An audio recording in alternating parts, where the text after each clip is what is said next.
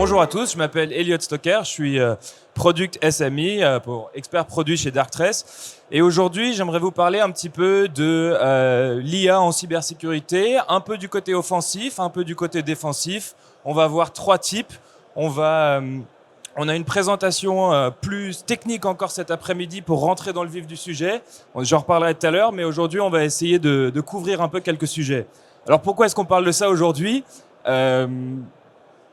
Parce que depuis quelques mois, on a un certain chatbot qui est sur tous nos feeds LinkedIn, j'imagine, et que je dois répondre à des questions maintenant de ma grand-mère hier soir au dîner. Mais qu'est-ce que c'est que ce chat GPT et qu'est-ce que c'est que l'intelligence artificielle générative ? Donc c'est quelque chose dont nous, chez Darktrace, qu'on utilise depuis longtemps et qui existe depuis longtemps, mais c'est quelque chose qui vient d'arriver dans le mainstream. Assez récemment, et donc voilà, c'est pour ça qu'une mise au point s'impose. Alors pourquoi est-ce que Darktrace parle d'IA aujourd'hui ? Parce qu'on est une entreprise qui est centrée autour d'un centre de recherche à Cambridge qui fait de la R&D en intelligence artificielle pour essayer de l'appliquer aux problématiques cyber, aux problématiques des équipes de sécurité aujourd'hui. Et finalement, pourquoi est-ce que moi, Elliot Stocker, je vous parle aujourd'hui ? Parce que j'ai fait mes études en machine learning et en intelligence artificielle et que dans mon expérience chez Darktrace, j'ai entendu beaucoup de fois, eux aussi font de l'IA, il y a aussi du comportemental. Et ces termes un peu utilisés ou mélangés, les définitions. Et pour moi, je comparais toujours ça j'imaginais toujours ça comme une comparaison entre Monet et Picasso qui utilisent tous les deux un pinceau, donc ça doit être la même chose. Donc voilà pourquoi aujourd'hui, je suis devant vous. Alors, l'IA, c'est très simple. Comme vous voyez devant vous, on a une petite cartographie de toutes les applications, tous les différents types. C'est beaucoup plus complexe aujourd'hui que le machine learning supervisé ou non supervisé. Je vous rassure tout de suite, on ne va pas couvrir tout ça. On va juste aller regarder 3 exemples. Mais l'idée que j'aimerais vraiment vous transmettre, c'est de réfléchir, vraiment d'emmagasiner que l'IA n'est qu'un outil, et de réfléchir à chaque fois qu'on parle d'IA, quel est l'objectif ? Quelle est la tâche en fait à laquelle on attelle de l'IA pour avoir un meilleur résultat ? Quel est l'impact de cette IA appliquée à cette tâche ? Et c'est ce dont on va parler aujourd'hui. Je vais commencer là où ma collègue Margot a laissé hier, pour ceux qui ont vu notre talk hier sur l'IA générative et donc ce fameux ChatGPT. Je suis sûr, comme je disais tout à l'heure, vous avez tous vu sur vos feeds LinkedIn le fait que c'est la fin du monde, ça va remplacer tous les jobs, tout le monde va se faire hacker, etc., etc.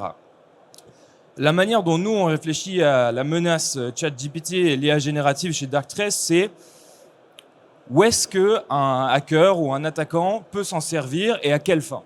Quels sont les 2 axes, entre guillemets, qui vont permettre à l'attaquant de faire un meilleur travail de son côté. Donc là, on parle de l'exemple d'IA offensive.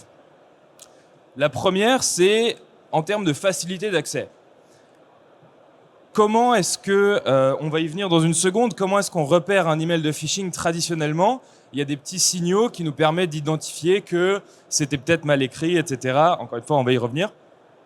Mais ce que permet ChatGPT, c'est avec quelques data points d'un profil LinkedIn ou de choses que vous pouvez retrouver sur Google d'un personnage, ChatGPT peut vous sortir un email de phishing extrêmement convaincant et écrit très proprement.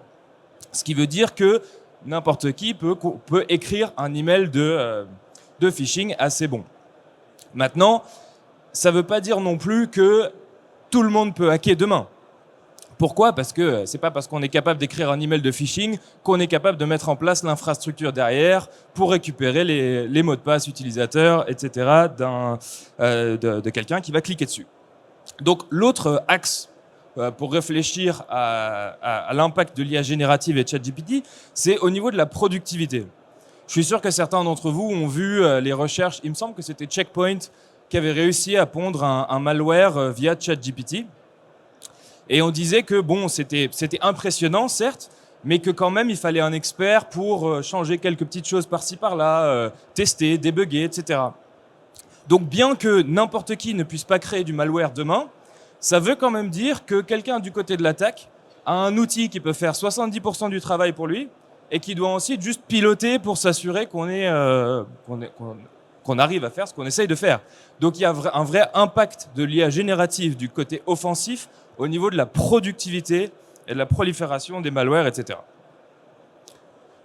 Comme je vous le disais il y a une seconde, on a fait une étude auprès de 6700 employés en France, Royaume-Uni, États-Unis, Allemagne, Australie, Pays-Bas, pour regarder un petit peu le comportement des humains face aux emails.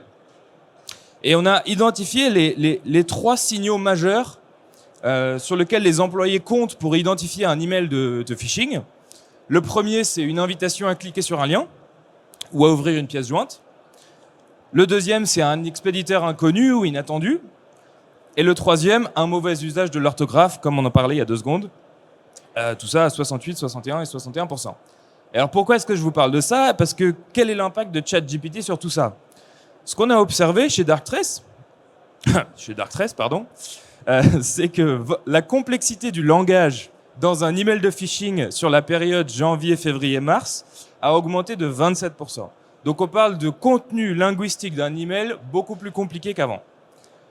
En contrepartie, la présence de pièces jointes et de liens a baissé de 15%. Ça, c'est juste des chiffres sur 3 mois. On s'attend à ce que ça continue à baisser. Qu'est-ce que ça veut dire?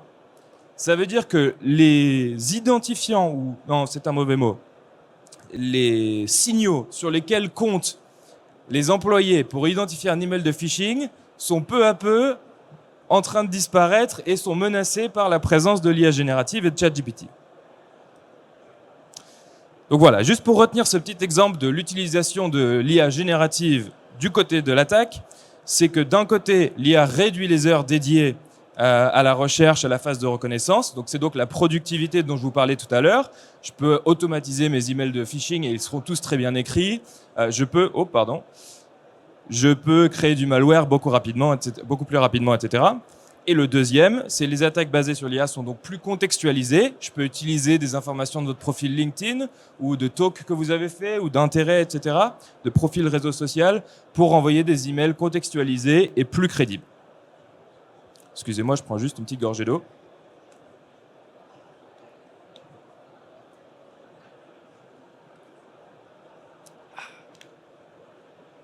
Ok. Donc on a parlé de l'impact que l'IA peut avoir du côté de l'attaque. Maintenant, on va parler de la défense, parce que c'est quand même pour ça qu'on est là. Et c'est ce que fait Darktrace depuis 10 ans. Pour ceux qui ne connaissent pas Darktrace, on a une approche un petit peu différente à la cybersécurité. On ne se base pas sur les données d'attaque passées pour déterminer l'attaque du futur. On a plutôt fait le pari il y a 10 ans de créer un système qui est capable de comprendre le comportement normal pour identifier les comportements anormaux et ensuite les comportements malicieux. Comment ça marche? Tout d'abord, la question qu'on se pose, c'est qu'est-ce qu'il faut prendre en compte? L'organisation d'aujourd'hui, c'est plus juste un réseau on-premise. Les employés peuvent travailler de la maison, ils utilisent des plateformes SaaS. Le talk d'avant, c'était sur Eviden qui vient de se lancer dans le cloud. C'est quand même des infrastructures digitales qui changent et qui sont de plus en plus diverses. Donc la première question, c'est comment est-ce qu'on récupère toutes les données qui permettent d'identifier une entreprise ou une organisation? La deuxième question, c'est qu'est-ce qu'on peut qualifier d'anormal? Qu'est-ce qui sort de l'ordinaire par rapport au comportement normal et attendu d'une entreprise pour faire ses fonctions au quotidien? Pourquoi est-ce qu'on a fait cette approche-là il y a 10 ans dont je vous parlais il y a une seconde? C'est parce que si je vous prends un exemple de un transfert de fichiers de 10 gigas. Pour un stade de foot qui retransmet un match, un transfert de 10 gigas, c'est rien, c'est peanuts, ça fait partie du business. Pour une banque, un transfert de 10 gigas du département finance un dimanche, donc en même temps que le match, ça c'est pas pareil, ça c'est un problème. Et donc à ce moment-là, on a déjà au sein de 2 entreprises un comportement qui est normal chez l'un et anormal chez l'autre. Donc on ne veut pas mettre une règle en place pour tous nos clients et dire si c'est au-dessus de 10 gigas, je bloque. Ce qu'on veut d'abord identifier, c'est est-ce que ça sort de l'ordinaire par rapport à ce que j'ai compris de cette organisation. Ensuite, que peut-on en déduire? J'ai tous ces comportements anormaux, comment est-ce que je peux les connecter? De quoi sont-ils le signal? Et est-ce qu'il y a potentiellement quelque chose de malicieux qui se cache derrière? Et ensuite, on a une catégorisation qui rentre dans la question, est-ce que c'est bénin, donc c'est nouveau, anormal mais bénin, un nouvel employé par exemple, ou est-ce que c'est anormal et malveillant?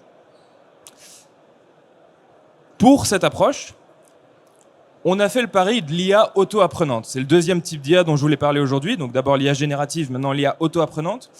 Et le problème, c'est que dans chaque déploiement chez nos clients, on a un volume de données énorme, c'est ce dont je parlais ici, qui viennent de plusieurs endroits de l'infrastructure digitale. Et on a besoin d'apprendre à chaque fois qu'est-ce que c'est le comportement normal. Sauf que dans l'exemple que je vous ai donné il y a 2 secondes, du stade et de la banque, le comportement normal dans l'un n'est pas le même que dans l'autre. Ça se fait au niveau de l'industrie, de l'organisation et même des départements au sein d'une même organisation. Donc on ne peut pas juste venir avec une liste de voici les comportements normaux et autorisés et voici les comportements anormaux et pas autorisés. Ça, ce serait du machine learning supervisé. J'ai un dataset, j'ai des... ah zut, j'ai perdu le mot. Il est labellisé, voilà, pardonnez-moi l'anglicisme. Avec ça, c'est bien, ça, c'est pas bien. J'apprends tout ça et ensuite, je le mets en déploiement chez moi. Donc, on a été obligé de faire de l'IA auto-apprenante, qui est un composante du machine learning non supervisé, c'est-à-dire on ne lui dit pas ce qu'il faut aller trouver, mais plutôt, elle va rentrer dans le réseau et bâtir ce comportement, cette compréhension du comportement normal toute seule. Pardon, juste avant de passer au troisième et dernier exemple, je vous donne un exemple de machine learning supervisé qui peut être appliqué en cybersécurité. Prenez par exemple un dataset de 100 000 emails de phishing. Vous donnez ça à un algorithme de machine learning, il va être très très fort à identifier tous les petits signaux dans ces 100 000 emails qui peuvent être signes de phishing. Sauf que, je vous disais tout à l'heure, ce qui est important quand on parle d'IA, c'est de considérer quelle est la tâche en question. L'objectif de cet algorithme dont je vous parle il y a 2 secondes, c'est pas de détecter tous les emails de phishing du futur. L'objectif de cet algorithme, c'est de détecter tous les emails qui ressemblent aux 100 000 sur lesquels il a été entraîné. Donc, dans tout système d'IA, il y a l'input, les données qui rentrent, le process, donc les algorithmes, un ou plusieurs, et l'output. Quelle est la tâche, quel est l'objectif, quel est l'impact.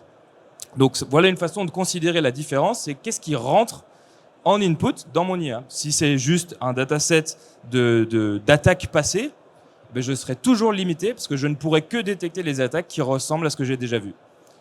C'est pour ça que Darktrace a fait le pari de l'IA auto-apprenante il y a maintenant 10 ans. Et ça a pris du temps, ça a pris beaucoup de temps. C'est compliqué. Troisième et dernier exemple, l'IA explicable, ou explainable AI en anglais. Une des grosses critiques de l'IA, c'est son aspect boîte noire. On ne sait pas trop qu'est-ce qui a permis de prendre cette décision, d'où sort cette décision, et on a du mal à la challenger. Ça a notamment eu des impacts pour... il me semble que c'était le chatbot Facebook qui commençait à devenir un petit peu agressif, ou des prévisions des autorisations de prêts à la banque qui se basaient sur des paramètres et des variables qui étaient peut-être pas très éthiques. Imaginez-vous dans un scénario, vous êtes dans l'équipe de sécurité, donc la plupart d'entre vous le sont sans doute, mais pour les autres, mettez-vous à leur place. Votre CEO, dans 15 minutes, a un rendez-vous Zoom avec la télé pour annoncer le nouveau projet de votre entreprise. Et l'équipe de sécurité est alertée à une anomalie, à un comportement potentiellement malicieux sur l'appareil du CEO. Très très rapidement, l'équipe de sécurité doit prendre une décision. Est-ce qu'on arrête tout et on bloque l'ordinateur ou est-ce qu'on laisse filer? La décision est lourde de conséquences dans les deux sens si on se trompe. À ce moment-là, ce qui est important, c'est d'avoir on dit time to meaning en anglais, excusez-moi encore pour l'anglicisme, mais d'avoir une distance entre l'incident détecté et la compréhension de l'incident minimale pour être capable de prendre une décision informée le plus rapidement possible. Et ça se fait en bâtissant la confiance avec l'IA au fil du temps, mais ça se fait aussi, je vais vous le montrer dans une seconde, avec un raisonnement qui est clair et qui est expliqué pour que l'équipe de sécurité puisse actionner cette information. Dans le dernier des 3 cas, dans le cas malchanceux où vous avez un incident interne avec un employé interne, ou alors peut-être pour un audit qui regarde les actions qui ont été prises, ça peut être utile de pouvoir fournir des preuves des décisions qui ont été prises et pourquoi. Je vous donne un exemple qui n'a rien à voir avec la cybersécurité. Pour commencer, ce que vous avez sur la gauche, c'est un scan, il me semble que c'est le fémur, Et ce que vous avez sur la droite, c'est l'output, donc le résultat d'une analyse faite par l'IA. Mais l'analyse, les petites taches rouges ne sont pas là où il y a des zones dangereuses. Les petites taches rouges informent le docteur des zones qui ont été prises en compte lors de la décision de l'IA. Ce que permet ce genre de sortie de l'IA, c'est aux médecins, à l'expertise humaine, de très rapidement décerner si l'IA a pris une bonne décision et a bien pris les bonnes choses en compte ou non.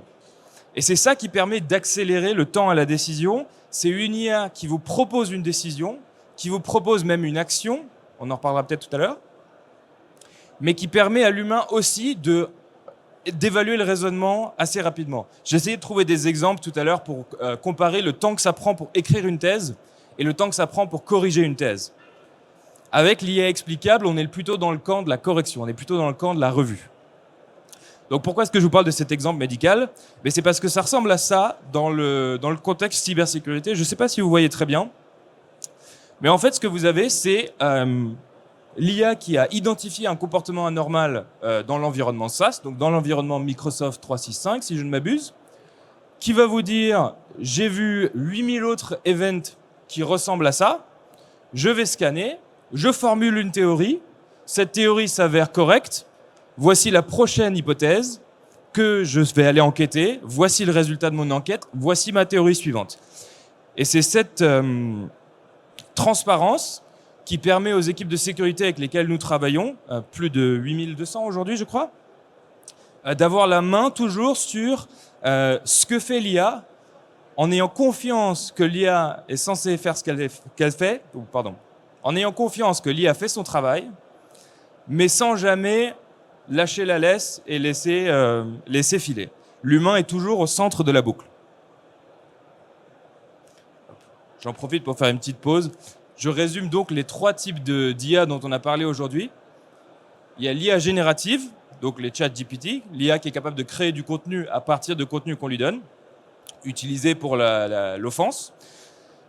L'IA auto-apprenante, que nous, chez Darktrace, nous utilisons pour bâtir un comportement normal qui permet d'identifier le comportement anormal, qui permet ensuite de détecter les menaces, et les menaces d'hier, d'avant-hier, mais dans 10 ans aussi, pas jusqu'au présent seulement. Et finalement, l'IA explicable qui permet de garder l'humain au centre de la boucle. Alors, je suis pas sûr que mes patrons aiment bien que j'ai mis une image de Belmondo dans mon slide. Pour ceux qui connaissent pas, j'espère qu'il y en a aucun, mais pour ceux qui connaissent pas, c'est une scène du Magnifique dans laquelle la baignoire est en travaux, le plombier passe d'abord, et il dit « Ah non, mais moi, tant que l'électricien n'est pas passé, je peux rien faire. » Puis l'électricien vient après, il dit « Ah, moi, tant que le plombier n'est pas passé, je peux rien faire. » Pourquoi je vous parle de ça? Parce que dans les différents objectifs d'une équipe de sécurité, qui sont aujourd'hui formulés par le préventif, le proactif, la détection, la réponse, les backups, etc., il y a plusieurs objectifs segmentés qui sont soit partagés par équipe, soit partagés par tranche de temps, si c'est une seule et même équipe qui le fait, ou soit avec des prestataires externes. Et ce n'est pas la manière la plus optimale de travailler. Je vous donne un exemple. Vous faites un pen test dans votre organisation et on vous sort une centaine de vulnérabilités. Allez, je vois que monsieur est d'accord, ça doit être 1000 même peut-être, à aller corriger. Le problème, c'est que la vulnérabilité, disons que c'est priorisé, hein. Déjà c'est demandé beaucoup, mais disons que c'est priorisé dans le bon ordre. La vulnérabilité 322, elle ne sera que patchée lorsque les 321 d'avant se sont faites patcher. Ce qui fait que pendant tout ce laps de temps, vous êtes vulnérable à la vulnérabilité 322. Pourquoi? Quel est le lien avec Belmondo? C'est qu'en fait, on a mis au point un système d'engins IA qui se parlent entre eux, qui ont tous un objectif précis, mais l'échange constant entre ces différents engins IA permet de ne pas avoir ces situations où l'équipe humaine est un point de blocage, est un goulet d'étranglement. Le fait que la vulnérabilité 322 affecte ce poste, j'ai envie que mon engin de détection soit au courant de cette vulnérabilité tout de suite. J'ai pas envie d'attendre les 321 premières avant de l'en informer. C'est pour ça que Darktrace a mis au point ce qu'on appelle la boucle Cyber IA ou la Cyber AI Loop. Ce que vous voyez devant vous, c'est en fait 4 engins d'IA qui ont 4 objectifs précis. Prevent, la prévention. Quel est le meilleur moyen de rentrer dans votre organisation et d'arriver au joyau de la couronne? Detect, quels sont les signaux d'un comportement anormal qui peuvent être signes d'une compromission ou d'une attaque qui se passe en ce moment? Respond, quel est le meilleur moyen pour moi de désarmer cette attaque et de l'empêcher de progresser? Et Heal, qui viendra en 2023 à un moment, sans doute après l'été, qui a la fonction de restaurer l'organisation à un système plus fort qu'avant lorsqu'une compromission ou autre est arrivée.